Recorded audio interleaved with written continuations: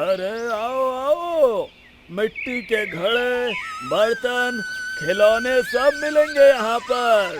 दाम में मस्त और माल भी एकदम जबरदस्त। आओ आओ, मोहन लाल कुम्हार के घड़े ले जाओ। अरे वाह मोहन लाल भाई, तुम तो बहुत ही सुंदर बर्तन बनाते हो। ये खिलौने भी काफी अच्छे हैं, मेरे पोते को बहुत पसंद आएंगे। मुझे ये खिलौना और ये मिट्टी का बर्तन दे दो। ठीक है भाई साहब, अभी दे देता हूँ। मोहनलाल एक गरीब कुम्हार होता है। वो श्यामपुर गांव में अपने 21 बरस के बेटे राघव के साथ रहता है। उसकी बीवी संध्या की कई सालों पहले ही मृत्यु हो गई। राघव गांव से 3 घंटे दूर शहर के कॉलेज में पढ़ने जाया करता है। पिताजी, मैं निकल रहा हूँ। अगर मैंने सही समय पर बस नहीं पकड़ी ना, तो मैं आज कॉलेज नहीं जा पाऊंगा। अरे मुन्ना, रुक तो जा। अरे 1 मिनट, ये ले ले। तेरे लिए मैंने पराठे और अचार बांध दिए हैं। सुबह नाश्ता नहीं किया तूने? कॉलेज में जाकर खा लेना। भूखा रहेगा तो फालतू में तबीयत खराब हो जाएगी। ओफो पिताजी, इस सब की क्या जरूरत थी? आज तो आपको भी देर हो गई है ना, अब आप भी बाजार देर से पहुंचोगे। मेरे बेटे से बढ़कर कुछ नहीं है मेरे लिए।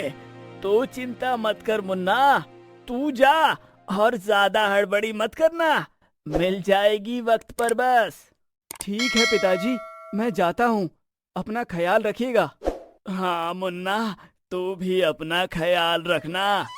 राघव कॉलेज के लिए निकल जाता है, जिसके बाद मोहनलाल भी अपनी रेहड़ी निकालकर बाजार की ओर निकल पड़ता है। तभी रास्ते में जाते जाते उसे एक शिव मंदिर दिखाई देता है, जहां वो रुककर मंदिर में शिव जी के दर्शन करने जाता है और दीप प्रज्वलित करके शिवलिंग पर दूध से अभिषेक करता है। हे त्रिनेत्रधारी शिव शंभु, सबसे पहले तो धन्यवाद। जीवन में फिलहाल तो सब कुछ कुशल मंगल ही चल रहा है। मुन्ना भी अच्छे से पढ़ पा रहा है और मेरा काम भी ठीक ठाक चल रहा है। बस आप ऐसे ही अपनी कृपा दृष्टि हम पर बनाए रखिएगा।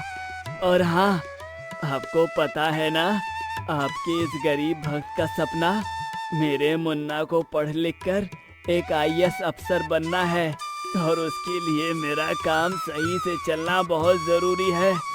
तभी तो मैं उसकी पढ़ाई के लिए पैसे दे पाऊंगा। बस मेरा यही सपना पूरा कर दीजिए। मैं अपनी तरफ से जी जान से मेहनत करता रहूंगा भोलेनाथ जी। हर हर महादेव। अरे ये क्या, मेरा सारा सामान कहाँ गायब हो गया? 2 मिनट में कौन चुरा ले गया सब? जरूर गांव का कोई चोरू चक्का ही होगा। मेरी सारी मेहनत और पानी फिर गया। अब मैं क्या करूं? आज का दिन तो ऐसे ही व्यर्थ चला गया। मोहनलाल काफी दुखी हो जाता है, इसलिए कुछ देर वो अपनी हिम्मत फिर से जुटाता है और घर जाकर फिर से मिट्टी के घड़े, बर्तन और अन्य सामान बनाने लगता है। आधा दिन ही व्यर्थ चला गया है ना, बाकी का बचा हुआ दिन मैं व्यर्थ नहीं जाने दूंगा। मुझे बस पूरी लगन और निष्ठा के साथ मेहनत करनी है और अपने मुन्ना को पढ़ाना है हर हाल में। मोहनलाल दोबारा बाजार के लिए निकल जाता है और वो उस दिन अच्छी कमाई करता है। लेकिन उस शाम जब वो घर लौट रहा होता है, तभी अचानक से सामने से तेज रफ्तार में एक ट्रक आती है और वो मोहनलाल को ठोक कर चली जाती है। मोहनलाल वहीं खून से लथपथ पड़ा रहता है। फिर कुछ देर बाद गांव वाले आकर उसे शहर के अस्पताल ले जाते हैं। बाद में जब राघव को ये बात पता चलती है, तब वो भी शहर के लिए रवाना हो जाता है। पिताजी, ये क्या हो गया आपको अचानक से? सुबह तो आप अच्छे भले थे। पता नहीं मुन्ना, मैं शाम में घर की तरफ लौट रहा था, तभी सामने से तेज रफ्तार में एक ट्रक आई और मुझे ठोक कर चली गई। क्या? मोहनलाल की ये हालत देखकर राघव पूरी तरह टूट चुका था। मोहनलाल एक हाथ से हमेशा हमेशा के लिए अपाहिज हो जाता है। गांव के दरोगा उस ट्रक वाले को ढूंढने की कोशिश करते हैं, लेकिन नहीं ढूंढ पाते।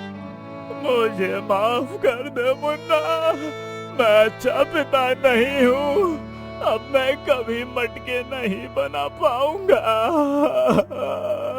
और तेरी पढ़ाई के लिए पैसे भी नहीं जुटा पाऊंगा मैं। कितना बुरा बाप हूँ मैं, अपने और अपने बेटे का सपना भी पूरा नहीं कर सकता। नहीं पिताजी, आप इस सब के लिए अपने आप को दोष क्यों दे रहे हो?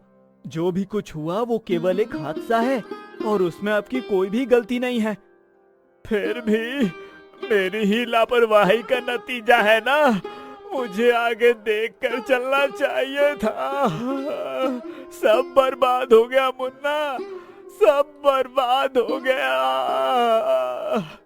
कुछ बर्बाद नहीं हुआ है पिताजी, आप नकारात्मक तरह से क्यों सोच रहे हो? अगर आप ही इसी तरह से हिम्मत हार जाएंगे तो मेरा क्या होगा पिताजी? मुन्ना, तू एक काम कर, तू गांव के साहूकार से पैसे ले ले, या फिर हाँ, मेरे दोस्त छगन लाल से पैसे ले ले। वो तुझे पैसे दे देगा उधारी पर। मैं कोई ना कोई नया काम जरूर ढूंढ लूंगा जिसमें हाथ का इस्तेमाल ना हो, और मैं उनके पैसे भी चुका दूंगा। लेकिन अभी तेरी फीस भरने के लिए तो उनसे उधारी के पैसे ले ले। नहीं पिताजी, इन सब की कोई जरूरत नहीं है। मुन्ना, लेकिन तूने अगर अपने कॉलेज की फीस नहीं भरी तो वो लोग तुझे कॉलेज में नहीं आने देंगे। पिताजी, ऐसी कोई नौबत ही नहीं आएगी, क्योंकि मैं भी पैसे कमाऊंगा। बचपन से लेकर अब तक मैंने आपको मिट्टी से घड़े, बर्तन और बाकी वस्तुएं बनाते हुए देखा है, और ये सब देख देख कर मैं भी सब कुछ अच्छी तरह से सीख गया हूँ। मैं अब आपकी तरह मिट्टी से वस्तुएं बनाकर बाजार में बेचूंगा और पैसे कमाकर सब कुछ संभाल लूंगा। अब बस आप अपनी सेहत पर ध्यान दीजिए, और हाँ, ज्यादा से ज्यादा आराम कीजिए। बाकी की सारी चिंता अपने मुन्ना पर सौंप दीजिए। क्या? लेकिन मुन्ना, तू ये सब क्यों करेगा? नहीं नहीं, अगर तू ये सब करने लगा तो लोग क्या कहेंगे? इतना अच्छा पढ़ता लिखता हुआ लड़का बाजार में मटके बेच रहा है। अरे ना ना ना ना, ये मुझसे ना हो पाएगा। पिताजी, माँ कहती थी ना कि कोई भी काम छोटा या बड़ा नहीं होता, काम तो पूजा होती है। इसलिए मैं लोग क्या कहेंगे इस पर बिल्कुल भी ध्यान नहीं देना चाहता। मेरा लक्ष्य बस आपको संभालना और अपने आईएएस ऑफिसर बनने के सपने को साकार करना है। वो कहावत तो आपको याद होगी ना, कुछ तो लोग कहेंगे, लोगों का काम ही है कहना। हाँ मुन्ना, लेकिन फिर भी इस काम से तेरी पढ़ाई पर असर पड़ सकता है। जिम्मेदारियों के बोझ के तले तू अपनी पढ़ाई पर ठीक से ध्यान नहीं दे पाया तो इस सब के चक्कर में तेरा सपना अधूरा ही रह जाएगा, जो मैं हरगिज नहीं चाहता हूँ। नहीं पिताजी, सकारात्मक बातें सोचिए, ऐसा कुछ भी नहीं होगा। मेरा सपना भी पूरा होगा और मैं सारी जिम्मेदारियां भी अच्छी तरह से उठा लूंगा। सब कुछ ठीक हो जाएगा पिताजी, देखना आप। राघव अपने पिता को हिम्मत देता है और वो खुद मिट्टी की वस्तुएं बनाकर बाजार में जाकर बेचने लगता है और साथ ही अपनी कॉलेज की पढ़ाई भी पूरी करता है। दोनों कामों को वो बखूबी निभाता है। बाकी गांव वाले तुम्हें इस तरह ये सब बेचते हुए देखकर काफी बातें बना रहे हैं, लेकिन सच कहूँ तो मुझे तुम्हें इस तरह देखकर बहुत गर्व महसूस हो रहा है। हर माँ बाप का बच्चा तुम्हारे जैसा हो। तुम वाकई में एक बहुत ही होनहार और अच्छे बेटे हो। भगवान तुम्हारी हर मनोकामना को पूरी करे बेटा। आपका बहुत बहुत धन्यवाद काका जी, यूं ही आते रहिएगा। हाँ बेटा, जरूर आऊंगा। राघव अब घर के सारे काम भी खुद ही करता है।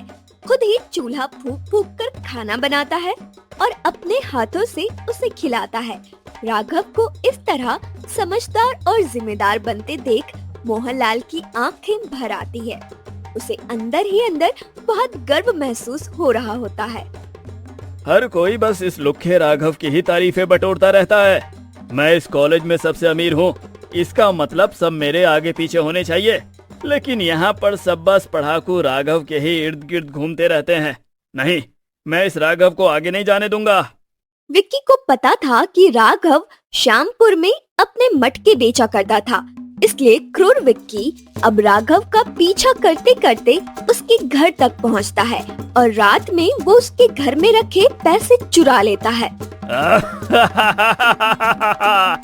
ये पैसे राघव ने कॉलेज की फीस भरने के लिए रखे थे, लेकिन अब जब ये पैसे गायब हो चुके हैं, तब यही राघव का बच्चा कॉलेज की फीस भर ही नहीं पाएगा और इसे एग्जाम में भी नहीं बैठने दिया जाएगा। अगली सुबह जब राघव पैसों को गायब देखता है तो काफी चिंताग्रस्त हो जाता है। क्या पैसे गायब हो गए? हाँ पिताजी, मैंने यहीं पर पैसे रखे थे। ये देखो, खिड़की खुली है। इसका मतलब रात में चोर इसी खिड़की से अंदर आया था और उसने पैसे चुरा लिए। अब क्या होगा पिताजी? मैं अब कॉलेज की फीस कैसे भर पाऊंगा? कल मेरी फाइनल एग्जाम है। फीस नहीं भरी तो कल मुझे एग्जाम में बैठने ही नहीं देंगे कॉलेज वाले। मोहनलाल और राघव बहुत ज्यादा परेशान हो जाते हैं। ऐसे में जब राघव बाजार में मटके बेचने खड़ा होता है, तभी वहाँ पर एक अमीर व्यापारी आता है। अरे वाह वाह वाह वाह, यहाँ पर रखे सारे मटके तो बहुत ही खूबसूरत हैं। जी साहब, धन्यवाद। तो ठीक है, मुझे 40 से 50 मटके दे दो। मेरी कंपनी के कर्मचारियों को मैं ये सारे मटके उपहार के तौर पर देना चाहता हूँ। मेरी कंपनी को 10 साल पूरे होने वाले हैं ना, इसलिए। अरे वाह, इतने सारे मटके खरीदने के लिए आपका बहुत बहुत धन्यवाद साहब। मैं बहुत मुसीबत में हूँ, आप मेरे लिए भगवान बनकर आए। आपकी कंपनी के 10 साल पूरे होने के लिए आपको ढेर सारी शुभकामनाएं। अरे धन्यवाद धन्यवाद। ये लो, ये एक्स्ट्रा पैसे भी रखो। तुम्हारे मटकों की डिजाइन मुझे सच में काफी अच्छी लगी है। नहीं साहब, मुझे एक्स्ट्रा पैसे मत दीजिए। जितनी मटकों की कीमत है मैं उतने ही पैसे लूंगा। इस तरह उस दिन राघव उन मटकों को बेचकर मिले पैसों को अपने पास रखे थोड़े पैसों से जोड़कर वक्त रहते ही कॉलेज की फीस जमा कर देता है और विक्की की सारी चाल उल्टी पड़ जाती है। राघव फाइनल एग्जाम में भी अव्वल करता है और वो इसी तरह मटके बेचकर जी जान से मेहनत करता है। रात रात भर जागकर पढ़ाई करता है और अंत में वो इतनी परेशानी के बाद भी एक IAS ऑफिसर बन जाता है। लेकिन वक्त अब बदल चुका था। जिस विक्की ने एक वक्त पर राघव का बुरा चाहा था, वो अब अपने अमीर पिता के जाने के बाद उनके सारे पैसे उड़ाकर अब एक चौकीदार की नौकरी कर रहा होता है और वो राघव को सलाम ठोकता है। ये देख उसे अपनी सारी गलतियों का एहसास हो जाता है। विक्की के पास अब पछतावे के सिवा और कुछ नहीं बचता। वहीं मोहनलाल को अपने IAS ऑफिसर बेटे राघव पर बहुत गर्व होता है और इस तरह एक गरीब का सपना पूरा हो ही जाता है।